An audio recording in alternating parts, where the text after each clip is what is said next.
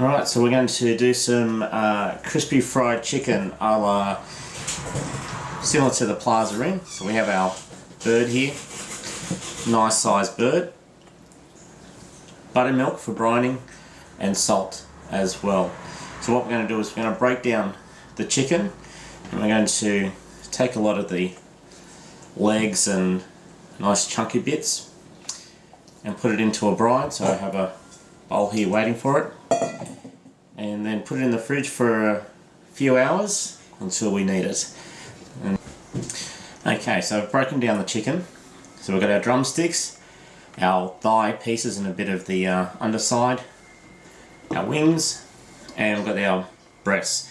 Not going to use the breasts for the brine. I'm going to keep those for something else, stir fry, schnitzel, something else.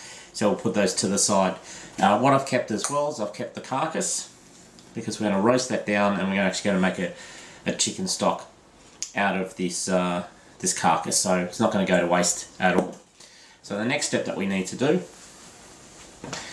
is chicken in here, which is really simple. We put our chicken pieces in that we're going to brine. In it all goes. Move the breast out of the way. There's our chicken breasts. Buttermilk.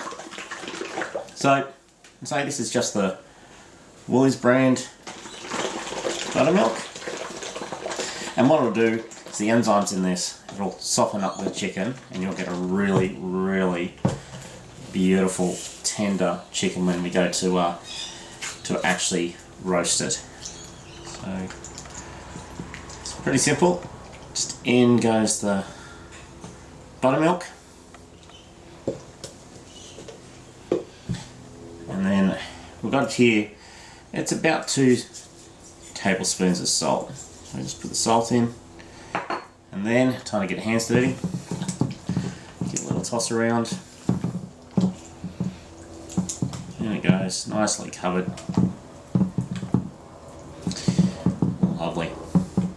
So what we're going to do now is we're going to cover this and then whack it in the fridge for a couple of hours. So normally it's about a minimum of 2 hours, but what we're going to do is that we're going to have it in there basically until tonight's dinner. So we're up to the breading, or the flour part of our fried chicken, and getting that ready.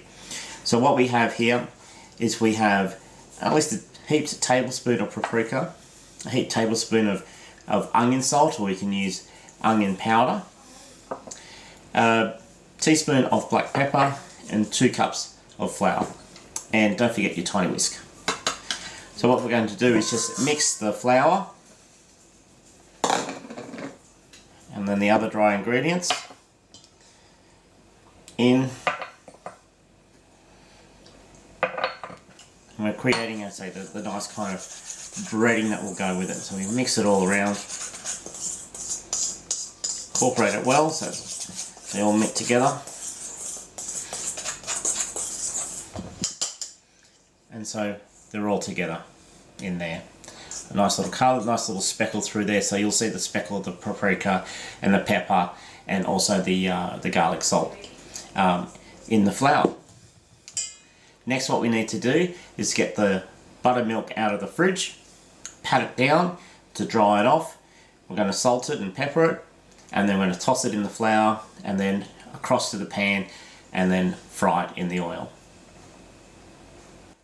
Right. So I'm going to put the buttermilk to the side, get ourselves some paper towel, and we're going to pat it dry after we put it into this pan, just to get all the moisture of the buttermilk off there,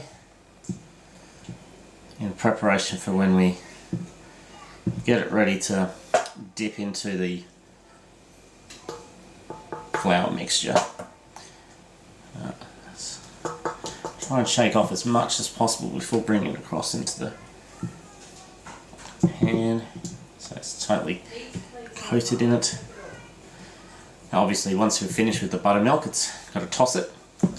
So it's been sitting with raw chicken in there, so you can't really use it for anything else.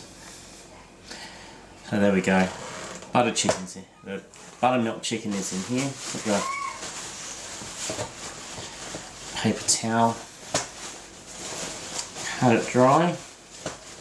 You'll probably use a little bit more paper towel as well, so get it all as much as possible off, wiping it out of the pan as well. Oh, gonna need some more.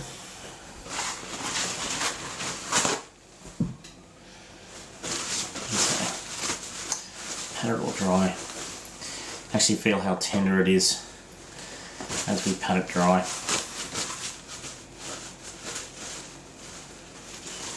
We're going to do that for all the pieces, and then you get ready to bread it. Behind me I've got the oil starting to heat. Oh, need some more paper towel, and then we're going to get ready to fry. So it won't be too much longer. So we've now patted dry the chicken. Nice and dry in there, so all the buttermilk mixture is off it.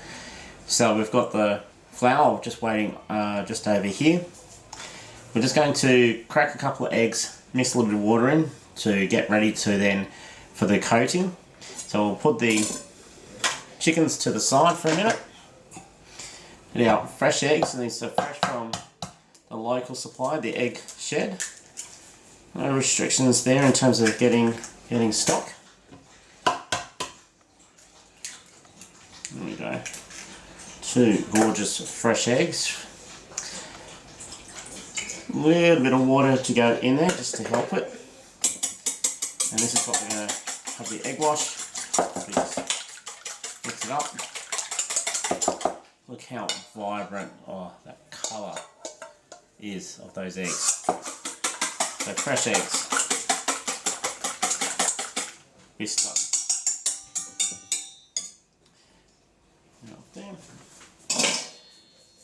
Okay, so now we've got our flour and our eggs. So essentially what we're going to do is we're going to egg wash the chicken, toss it in there, and then coat it in the flour, and I've just got a little container that I'll put it in here once it's done, which will then transport it across to the fryer to then start the fry. Let's put it in the egg. Get it nice and coated. And say which came first, the chicken or the egg. Okay, give it a nice good coating in there. So here's the first piece, my container.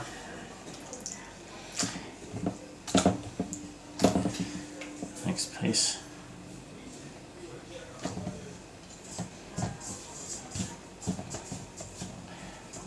Really good coat. I'm going to have to wash my fingers after all of this. I have flour all over it.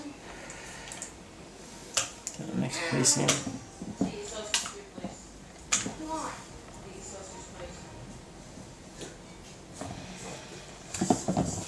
Really good coat. If you get little crusty bits, like little chunky bits on there when the egg and flour mix together, that's fine. Gives you those nice little crunchy bits when you have your fried chicken that generally everyone loves to kind of chew on.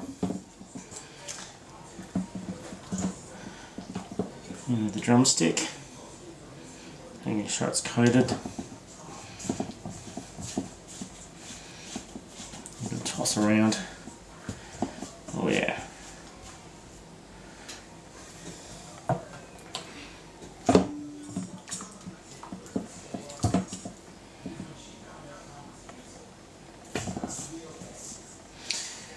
There you go.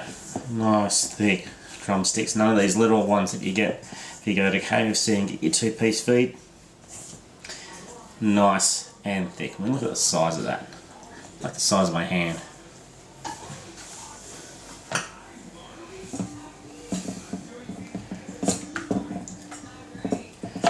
Get these chicken wings in. So, once again, a good coating.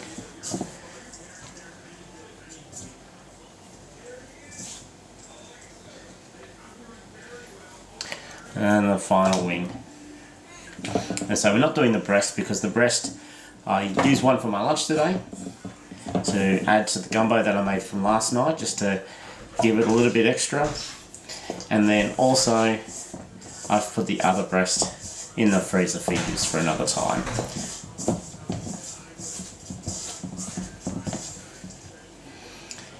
Alright,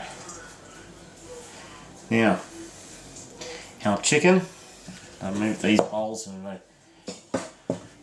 gluggy hands. So the chicken is now ready, it's breaded, so it's ready to go across to the fryer.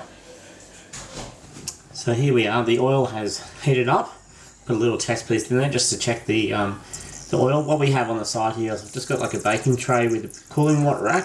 Just put some paper towel down underneath it to absorb any fat that goes through. Then once we've finished frying the chicken, just going to season it with a bit of salt. So we'll put the first piece in. Slide in nice and easy. This is on the chicken wings.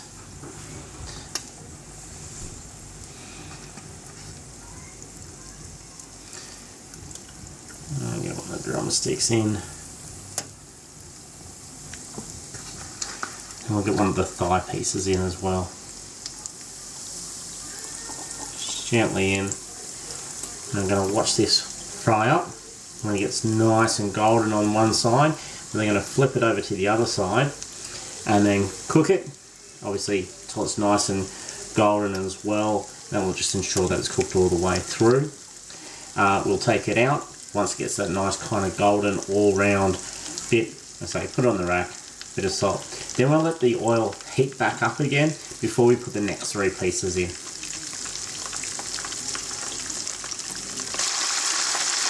So the chicken's ready to come out. It's been in there quite a while, beautiful colouring on it. I'll take that one out last. I'll take out the wing, take any extra oil off it, put it on the rack, take the thigh. Now I'll take the drumstick, and a good little pinch of salt, coating.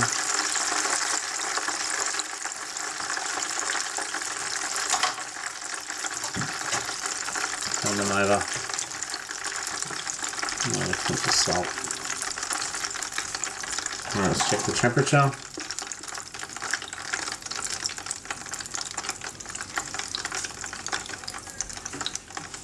Just waiting for the temperature to show up, and then we'll get the next lot on. So I've now cooked both batches of chicken. It did take probably a little bit longer than expected. I did put my old meat thermometer in just to check the temperature, and some of the larger pieces needed to go back in for some extra time. So just keep an eye on that and just kind of, you'll be able to work out which pieces cook quicker. Obviously the smaller bits of meat will cook quicker than the size of the drumstick, but it just depends on the size of the chicken that you have. These were quite large, as I demonstrated earlier. You know, it's like the size of my hand size drumsticks. So what we're going to do now, these have now rested a little bit. They've all been salted, so it's time to plate up and enjoy some fried chicken.